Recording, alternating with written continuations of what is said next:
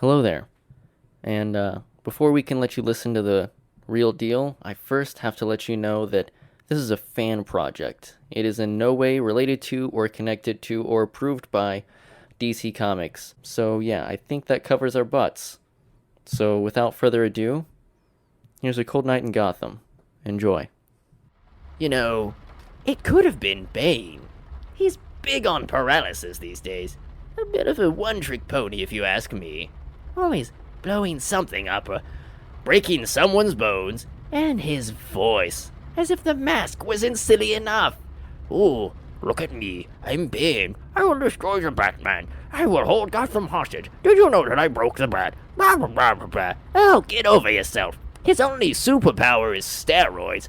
I have no idea how he made it into the Legion of Doom. The Joker grumbled to his makeshift peanut gallery. Shut the hell up, Joker, or I'll go over there and I'll strangle you myself. Graves growled. The Joker's words were eroding his patience. Oh, don't make me a promise you can't keep, officer. I'm tingling with anticipation. The Joker purred back, and with that, Officer Graves took out his stun baton and gave the Joker the shock of a lifetime. The enraged police officer spun his baton in hand and jabbed it against the Joker's green shirt, sending arcs of light into the clown's pale chest. Whoa! You can't do that, man! Officer Price pleaded. Graves paused, but only for a moment, visibly frustrated with his rookie partner, clearly unaware of how things worked in Gotham. Graves slapped the end of his weapon against the Joker's bag-covered head, sending a burst of warm red blood across the threads interwoven over the criminal's face. A crimson stain now marked where the Joker's smile would have been, emulating his signature grin. Graves settled back down into his seat, glaring in equal parts at the rookie across from him and the criminal beside him. What was that about? Price pleaded. Graves chewed on something non-existent in his mouth as he chose his next words carefully.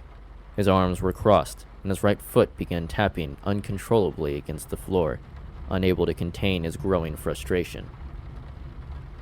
Look, I don't transport freaks like this, alright? I handle regular criminals. I see a criminal, I stop them. When I see a freak like this guy, I bust them up, I cuff them, and I leave them for the Arkham people, alright? I mean, Batman, Nightwing, hell, even Batgirl gets to break bones and rough these freaks up every single night. I don't have to sit here and play nice with the worst of the whole lot of them. Just keep your cool, okay, man? You're not Batman. You don't get to just hurt whoever you want, okay? We're not running across rooftops in the middle of the night. You're not wearing a black bodysuit, alright? We're police officers. We have rules, and we have to follow them, okay? I can't have you killing a prisoner in our care. Oh, please. Kite Man punches harder than that. Is that really all you chuckle-headed buffoons have got in you? No wonder I'm always breaking free. The Joker said, in a moment of cosmically bad timing. The two officers exchanged a brief stare before Officer Graves once again jabbed his baton's electrified end against the Joker's chest. Seriously, stop! Price commanded. Graves shot a look in his direction and then continued his galvanic assault upon the clown. Jab after jab into the clown's purple suit. Price watched on, horrified at what was happening. Racking his brain, trying to find a solution to the problem, or a way to stop things before there was no return, the speeding truck began to feel as though it were spinning, fear and terror pulling at the young officer's mind like a pack of ravenous wolves.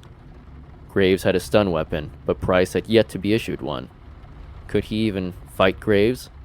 He had more time on the force, and he was a fellow police officer.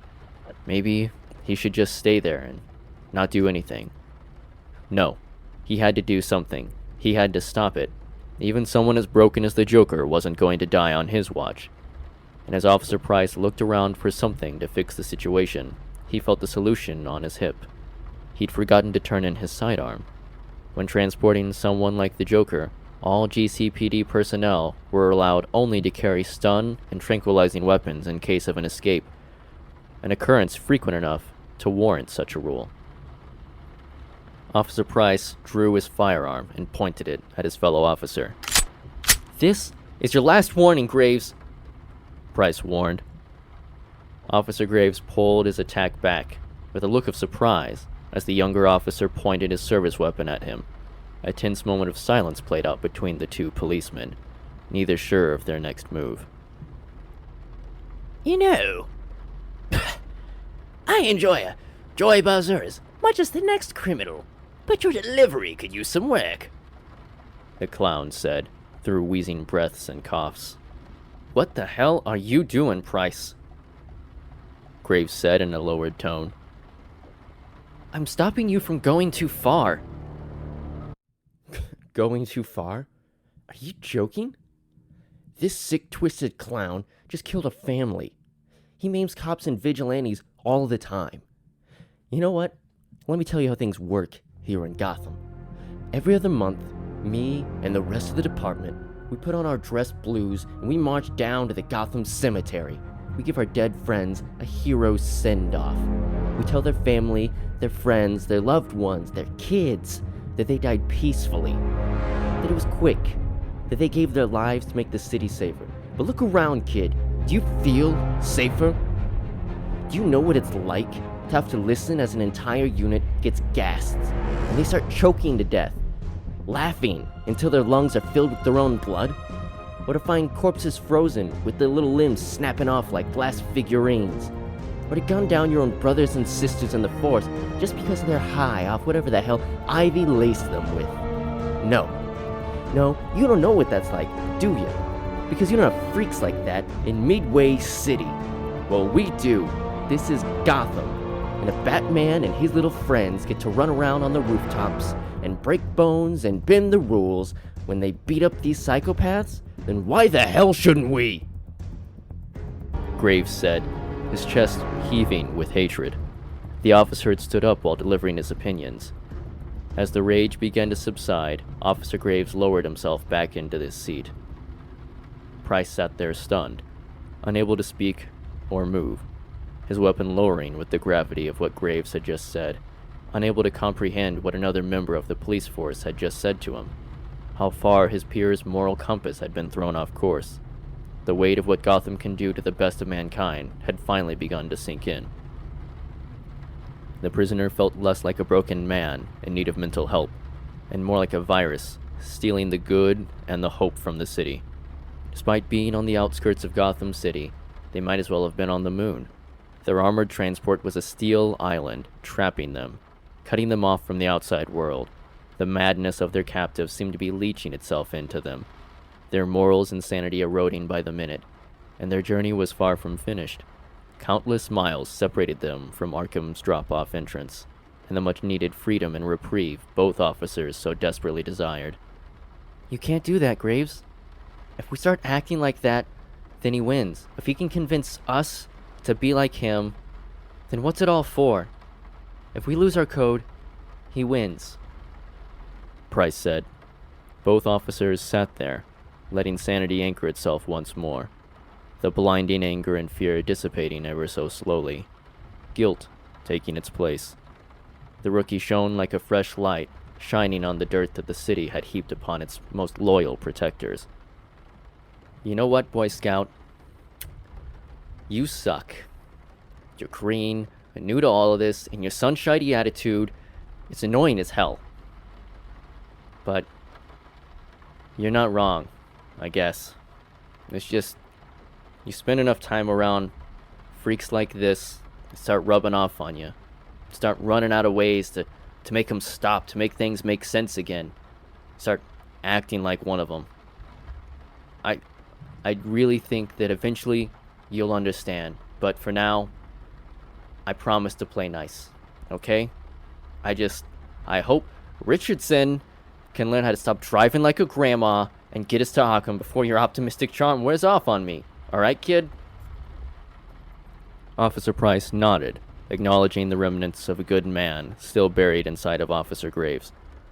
The rookie officer let his shoulders finally loosen, the knot of fear leaving his chest in the form of a long breath. You know, that's the kind of reaction that makes a clown really feel appreciated. I mean, half of the time, Betsy Boy sends one of his teenaged backup dancers to try and ruin my fun. But here you are, pointing a gun at your own colleague to save my life. It warms my twisted heart. It makes me feel special. I guess you could say, it just feels good to be noticed again. And to have someone defend me. To have an officer of the law save little old me instead of kicking my teeth in. It's so out of character. So rare. Well, it's enough to make a grown clown cry. Although, it does make that business with Rosie a bit awkward, I suppose. But no takebacks. You like me. What did you say? Price asked, a storm of fear and anger building in his stomach and chest. Hey, kid, you're right, okay? It is not worth throwing away our careers over this psycho. Just ignore him. Shut up, Graves. What did you just say, Joker? The part where you like me. Or... Officer Price pointed his gun at the Joker's face.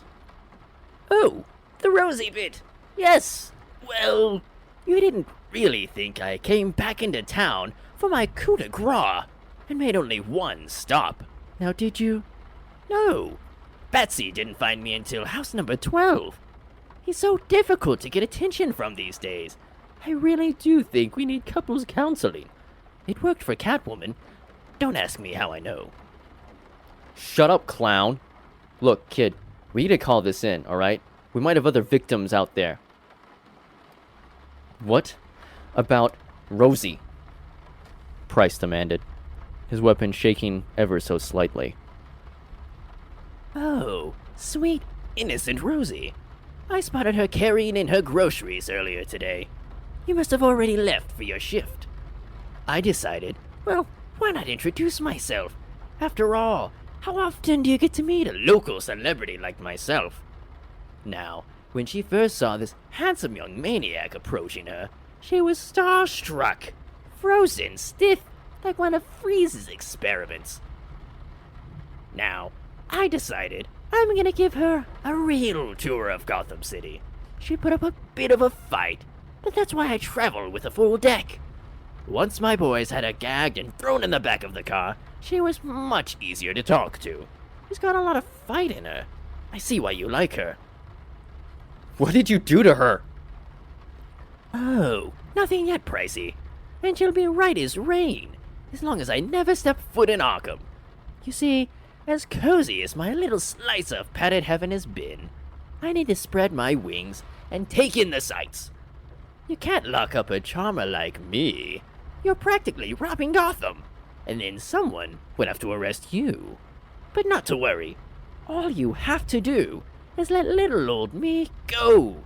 Surely Batman will catch me in a couple of days anyway. The same old song and dance, and you'll get to see your sweet wife before the sun rises. Oh my god.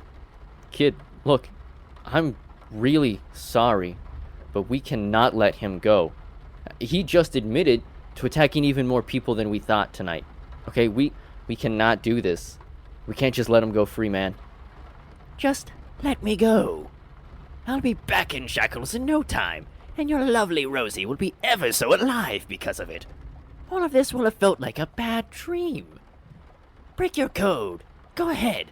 And the girl gets to live happily ever after. The Joker chided. The clown stretched his hands forward, as if to better help the officers uncuff his wrists. The long chain running from his handcuffs down to his ankles jingled against the metal bolt, anchoring them in the floor. Even through the bag on his head, you could feel a smile shining from under the dark threads. The Joker was completely at home in his shackles. It was his territory, and he was on the hunt for chaos and fresh blood, like a shark swimming in black waters. Look, we don't even know if he's really got her, alright? He does this. He lies. He's probably bluffing right now. Just relax, kid. It's gonna be fine. Officer Graves said, trying to calm the situation. Her hair. Auburn, was it? It smelled like lavender. She has such a sweet little bird tattooed on her left wrist, and she packs a nasty right hook. Ringing any bells yet? The Joker taunted. Price's heart sank as the world felt as though it were closing in around him, with the realization that the Joker was telling the truth. Officer Graves could see it all on his partner's face. Oh, shit, Graves said, watching the rookie cop across from him trying to come to terms with his reality. The truth that the Joker, one of the most unhinged maniacs in all of Gotham, had taken his wife, and that the only chance he had of seeing her alive was to go against his personal code and the law itself. How did you even know that I would be the one to take you back to Arkham tonight? Officer Price asked, trying to rationalize what was happening, half hoping to catch the Joker in a lie and prove this was all a twisted joke on the new guy. Oh, I didn't. In fact, I kidnapped 5 spouses, 3 ankle-biting children, and a fluffy little dog belonging to one Officer Esposito. I knew with Harvey hamming it up like a diva all across Gotham, they could be stretched thin, and the more seasoned Poison Blue would do anything for one more night free from me. After that, it was all a numbers game, and I hit the jackpot. Not only do I get to walk free, but I get to watch a sweet, innocent boy like you throw away your morals for me. It's like Christmas came early. The Joker said, grinning through the bag over his head. Each word out of his mouth hit the 2 officers like waves crashing against the shore, threatening to drown them both in madness. I'm sorry, but you cannot let him go free. That's not how this works, Officer Graves said sympathetically. Shut up, Graves. You nearly stopped his heart a few minutes ago just because he got on your nerves. What gives you the right to tell me what to do when he has my wife? It's getting a little tense in here. Maybe we should pull over and sort this whole thing out. Get some fresh air. What do you say, fellas? Hell no. Do not play into his hand like this, Price. You're better than this. Just shut up and let me think, okay? Officer Price demanded. The cold, wet sound of rain rattled across the hollow armored vehicle. The sloshing of the wide tread tires through puddles echoed through the floor of the van. Seconds began stretching into hours. 3 men, locked in a moving cage, all ready to fight the other 2.